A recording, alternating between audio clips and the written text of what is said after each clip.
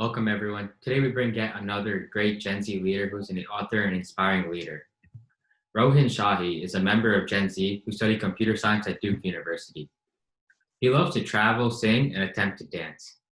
Having noticed that many people wrongly assume Gen Zers as younger millennials, he wanted to highlight differences between the two generations and offer actionable tips and advice to prepare for Gen Z's arrival in the workplace. He did this by writing a book named The Z Factor. Welcome, Rohin. How are you doing today? I'm doing great. How about you? I'm doing well as well. So I saw you studied at Duke. What do you think about the experience there as a whole? It's pretty good. I mean, right now we're going through the coronavirus epidemic, so we're all at home. But I love it. The campus is beautiful. I've grown up near Duke all my life, so it's always been very close to home. Um, Really great people as well. I never expected to have such great friends within, the first couple of weeks of getting there. So all in all, yeah, I've really loved it. Yeah, sounds great. And I saw you were interested in integrating Gen Z into the current workforce. And that was one of the topics I've been looking into recently and trying to present on because I was really interested in it as well because it's a lot of communication barriers. So I'm also scheduled to present my findings on my exploration at a few forums across the world. Mhm. So I saw you wrote a whole book on this called Z Factor. Yep. So what sparked your interest in this topic as a whole? Yeah. It started when actually I was talking to professors on campus, and two professors said the same thing. Roughly, they said, you know, even though you're only a few years apart from, students we taught a couple of years ago, students now are very, very different, and our teaching methods seem to be maybe not as effective anymore, or at the very least need some work, given differences that we've seen. And so this got me thinking, if professors whose jobs it is to interact with Gen Z now on a day-to-day level, if they feel unprepared for our generation, how would people, in the corporate working world feel since they haven't interacted with us yet, and yet, we're a huge generation about to come on and start working. And so that's really what sparked my interest. I realized there was a big need for our generation to be understood better, especially as it relates to how we work. Because, there's all these stereotypes in the way, and I feel like there wasn't a very effective discourse on how companies could be best prepared. So that's what inspired me to write the book, right? I've always been passionate about writing, and I guess this topic just came naturally. And yeah, that's what really drove me to write it. But do you have anything that sparked your interest to just write a whole book about it? Yeah, I've been writing all my life. So I started writing my first novel in middle school, and I finished that in early high school. And though I didn't publish that, that kind of set the stage for all of my future writing, and really sparked my interest in it. So right now I'm studying computer science at Duke, but I always want to keep that liberal arts side of my brain kind of active too, in terms of writing, taking classes that help me write, things along those lines. And so yeah, when I got to college, I decided I was going to do it over again, and this time get it published. And I was lucky to find a great publisher and program that helped me get it published. Yeah.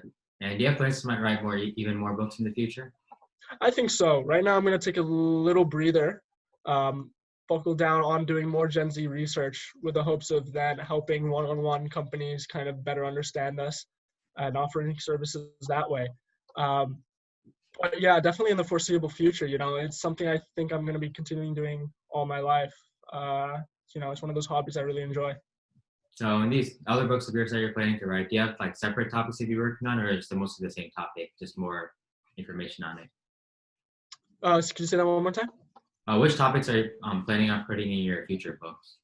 I'm not sure yet. I think I do like looking at current-ish events and writing about those. So with Gen Z, this was the perfect time because now we're entering the workforce. And now it's become even more interesting in an overall negative way, given the coronavirus epidemic or pandemic. And so there's just a lot to look at there. But as time goes on, there's always new issues to be researched and looked at from a unique lens. I feel like most of the Gen Z writers I've seen today, people who are writing about Gen Z at work, are not part of this generation. And so things like that will always pop up. So what do you think are things that some organizations and universities can do in order to bridge the gap between Gen Z and the current workforce? Yeah. So let's see, organizations and universities. There's so many factors, right? The size of the organization, what they do. But overall, let's see, for a big bucket picture, It's understanding that students now have been encouraged to explore interests beyond the typical, you know, um, I'll call it a pathway, right? Career pathway. There's this idea that there's a ladder to follow, and that's kind of being broken down now. So I like to give this example of I have a lot of friends who study computer science or engineering, but also are really involved in music. And so rather than treating those as completely separate disciplines, they're combining them in a way that'll help them further their interests. Starting up companies related to music research or using computer vision and just basically combining technologies to do so. So I think companies should be much more aware that students who are entering the workforce now have hobbies that they're trying to integrate with their career plans. And so kind of offering that flexibility to explore within one's job role is really, really important.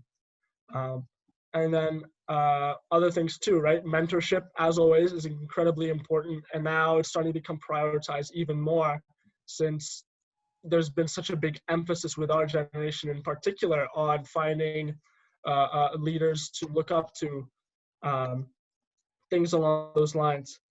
And yeah, we also have a very strong entrepreneurial spirit. Students, uh, that's not to say that, people in the past, obviously, they started companies and all, but that doesn't just relate to companies. It also relates to how we approach work in terms of maybe not following status quo, this is how we've always done it before, but finding new solutions to problems that seem to have been solved already.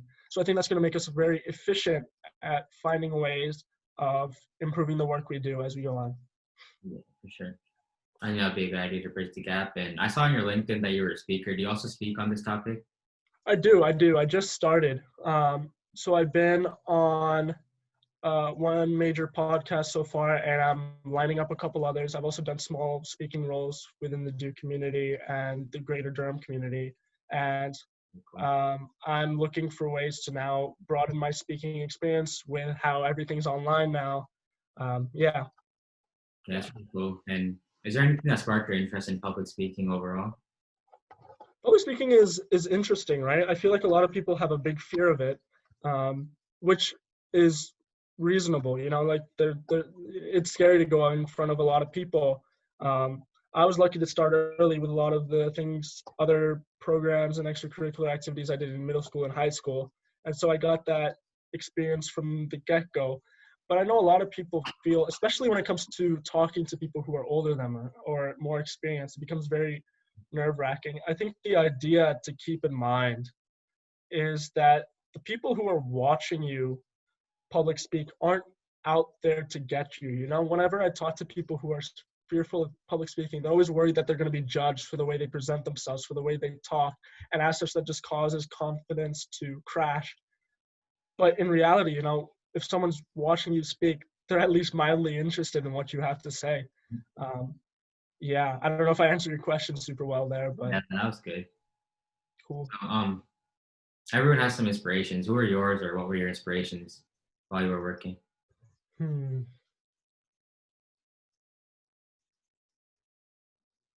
a lot of people, man. Yeah. All my life, I always tried not to look to huge overarching figures in society because I recognize that there's so many factors that go into those people's success that isn't really seen. And so I always look to people who were, close to me on a more personal level because I could see how either they got to where they are or how, who they are is shaped by their daily interactions, things along those lines. So it's people like my English teacher in high school were very influential. She kind of encouraged me along this path of writing and exploring. And so that was really important, along with this Georgetown professor who kind of encouraged me to start this book, encouraged this idea to come to fruition, Eric Custer at Georgetown, who started this program. I was one of the first writers under his program. And basically his idea was to create student writers, people who had great ideas but may not have the platform yet to be able to publish their works, or at the very least write them and have people read them. And so he kind of encouraged me along the way. And yeah, that's some people who I look up to. That's really cool. And how do your parents contribute to where you are right now? I mean, obviously they've been very supportive along along the way. I'm trying to think of very tangible things. There were times when, everyone hits writer's block. It's Yeah, just a natural thing. I've never met someone who hasn't, especially on longer work. There are times when you sit down and you crunch out 20 papers right then. There are other times when you just can't write things for days or weeks. Uh, and so there were times when I went through pretty strong writer's blocks and felt like I wouldn't be able to complete this work, especially as I had put self-imposed deadlines. And they were really supportive along the way of saying, you put in this much effort. I can see it's something you're very passionate about. Just go ahead. Don't yeah. let anything stop you. So what else keeps you going when you hit writer's block? What keeps you motivated to keep working on the book? Well, there's also, like, if I'm being perfectly honest, there's the idea of sunken costs, right? You've already written so much. Why stop there? But a lot of it is also this idea where I never feel like I have a set end goal, right? Like with this book, as soon as I published it, I said, okay, what's the next thing I can do? And so having this continuous momentum, if you will, is really, really empowering because you can tangibly feel the way that you can tangibly feel how the work you're doing is impacting kind of this end goal, which is creating a greater experience for the Gen Z community, which is millions and millions, billions of people if you look worldwide. Um, and so everything I'm doing is slowly, it's just a small cog in that. I'm not doing anything major there, but if it's helping people understand our generation better, moving towards that overarching huge goal, however I do that is really, really important. So whenever I have writer's block, I'm just like, I'm doing this for a reason. Yeah, Um, keep going. and that's really empowering. Next thing you know, I'm crunching out those pages. Yeah. So when you graduate, what are you intending on doing? Are you intending to like join an organization or become an entrepreneur, and why? I have no clue. Yeah. I'm a sophomore right now. There's a lot of things up in the air, right? The economy is kind of wonky right now. It might change. There's just so many variables out there. I'm studying computer science, Mhm. and so there's a lot of technical roles I'm looking at. But I also want to have a very people-oriented experience in terms of being able to talk face-to-face to people a lot. I know that's a stereotype in computer science that usually isn't true. Software engineers and program managers are always talking to people. But right now I'm just keeping my options open and looking towards opportunities in just about every field, trying to narrow down what I really enjoy. Yeah, that's smart. And while you're working, how do you bypass all the distractions and disruptions and stay focused on your goals and what you want to accomplish? Yeah, I mean, there's always distractions, right? Um, what I have started to do is um, prioritize distractions, if you will, right? Because nobody's not going to cave into distractions once in a while. It's about making use of the best ones, if you will. Like, there's a difference between, I don't know, everything I think of as a great distraction. I was about to say sleeping in, but I love sleeping in. But it's smart to take time off for yourself and hang out with friends. Sometimes I like just sitting outside doing absolutely nothing, enjoying the sunshine if it's a nice day, walking around campus, things along those lines. But there are times and places, right, especially during finals week, it gets really, really cramped. So the way I kind of handle these distractions is by I've never been a very organized person. I don't have a planner or like a timetable for myself. I could never stick to that. So how it works is I usually just prioritize things as they come along. I decide, here are the 20 things I need to do within the next week or so.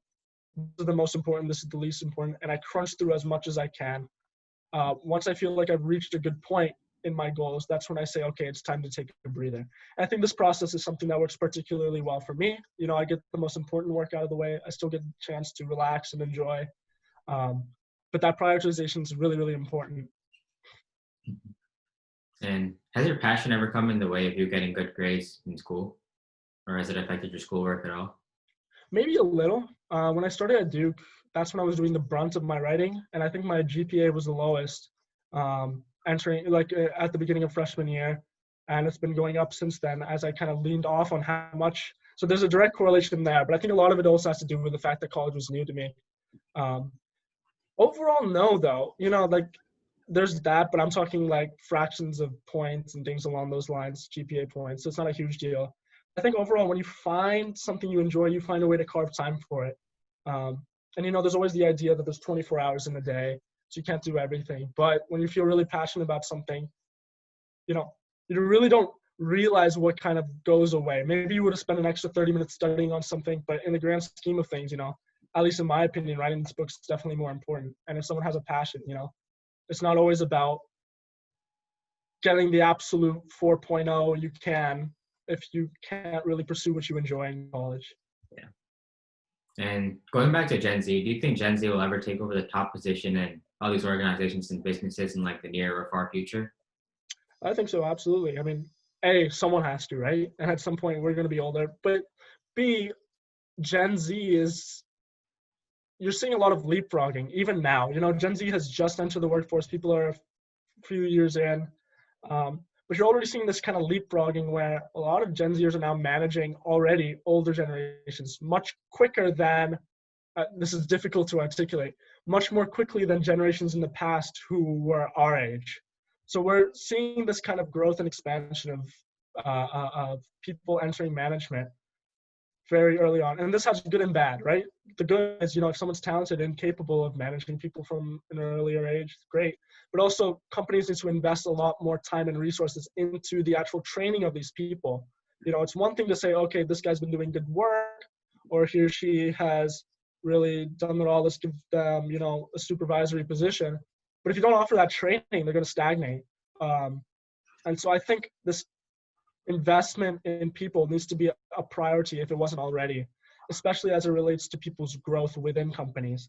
I'm going off on a tiny bit of tangent here, but if you look at this mentality that I've seen a lot in companies where new workers now aren't going to stick around anyways 5 years from now, why should we, maybe they won't say it explicitly, why should we train them? Obviously we can train them, but the actual emphasis on that training isn't as huge. But what you see is when companies invest in their workers more, yes, they move, but they move within the company, which is very, very interesting. They're not going to jump ship if they feel like they're being invested in. They might take on different roles within the company and get a broader experience. But overall, that's just something to look forward to and look at. Yeah, makes sense. And do you have any ideas on how universities can catch up to the future generation and find teachers, or how teachers can change their style of teaching in order to benefit the new generations? I mean, I feel like everyone does things differently. I was on a podcast where I talked specifically about this. And so on that podcast, Better Leaders, Better Schools, I kind of addressed this in that I think it's very hard to say because, like I said, there's all sorts of organizations do things differently when it comes to teaching. Yeah, makes sense. I think there should be less of an emphasis unless the student knows. This is a very tricky thing. Unless the student knows for sure, like pre-med students enter schools with the notion that they're going to become, doctors, and they stick to that path and they know it. But the vast majority of people don't know what they're doing. And so I think schools should offer more chances to explore. Whether that's forced or not, some schools say you have to do these number of credits in this region, this region, is a little hard to tell. But I think ultimately what drives it is students have this mentality where we need to pick up as many majors and minors as possible. And I'm not sure yet whether that's something that's workforces will encourage, like, oh, this person has a double major and a minor versus this person only has a major. I think it's something that shouldn't be super encouraged because it doesn't offer the student enough of a chance to explore other interests. Personally, I've taken classes in music, in writing, in gender and sexuality, in just about every field that isn't, directly STEM, just for that exploration. I think it's made me a lot more well-rounded, even if it doesn't mean I'm picking up 3 majors. So I think that encouragement to explore is really, really important. And there shouldn't be as huge of an emphasis. And I'm talking on a institutional change level, so I don't know if these words will mean much, but on a greater level, not really prioritizing how many accolades, academic accolades someone has under their belt as it directly relates to how much effort they put into just a couple of siloed fields of study. Yeah, makes sense. And just a general question, do you think any physical university buildings will be used in 20 years from now? One more, physical university? Oh, Or will everything be like online by then? I mean, hopefully this pandemic won't last that long, but I know what you're saying. Though, will it become obsolete? I think no. Right? This is my personal belief, and I've talked to a lot of people on campus about this. Everyone has their own beliefs, but my personal belief is the value of my degree is actually in just very small part the actual education I'm receiving. Because you can get a very similar or at least close to the same quality of education from a lot of schools nowadays. Everyone's gotten really good at teaching students. What really matters is that actual college experience, right? The people you meet, especially, a lot of my peers are going to be doing great things 5, 10, 15 years from now. So having that really strong network moving forward is extremely important. And yeah, just being able, if you do everything online, you're noticing all the students now are pretty bummed out about it, even though people always joke about how they wish they weren't in school or having as much work. It's very, very different when it actually comes to reality. I think college is inherently very physical. You need that experience to kind of figure out your passions and things along those lines. Otherwise, it's basically you just looking at a bunch of online lectures, a bunch of YouTube videos, and trying to figure out things without that network around you. Um, it's an interesting perspective I'm offering, I think, given that, a lot of Gen Z, kind of what I write about is how everything is moving digital. But I think for the college experience especially, it needs to be physical and will continue to be so. Yeah, I agree. I think it would be a lot better just because of the interactions you can have with everyone on a daily basis. Mm-hmm. And finally, do you have any message you would like to share with the entire Gen Z community? Sure, yeah. We have more leverage now than any generation in the past. I see this fear, even among Duke, it's weird. Everyone worries about having a job, getting, the path they want, things along those lines. But ultimately, it's like we're all going to turn out fine. It's just a matter of exploring everything. So when we enter the workforce, companies are actively looking for how they can engage with us better. It's not like 40 years ago where the idea was you find whatever company wants you, and there's kind of this direct pipeline of you continue with us for however many years and we'll put you in a senior management position. The world is completely different now. And while that makes it tougher for us to find, a company we want to stick with, it also has the flip side where companies are actively really looking to engage with us. And because we have that I don't know what to call it, that attention, it makes us it's a lot more empowering. Like, you all are going to be fine. Our generation's going to be fine. It's just a matter of really figuring out what you want to do. And also, there's always the idea that I see all these statistics all the time. They're always changing in their specific percentage amounts, but there's going to be a ton of new jobs that we haven't even considered in the future. And so, I don't know. I think the main thing we need to do is keep everything open, not get so caught up in this one idea of what we want to do, but at least keep our eyes open as to maybe adjacent career paths.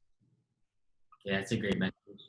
And finally, to our audience, follow Rohin's work on social media. I did, and I really enjoyed his thoughts and his views. Celebrate this Gen Z leader. Thank you so much, Rohin, for all your time, and thanks for sharing your story on Gen Z leaders. Yeah, it's been a pleasure. Take care.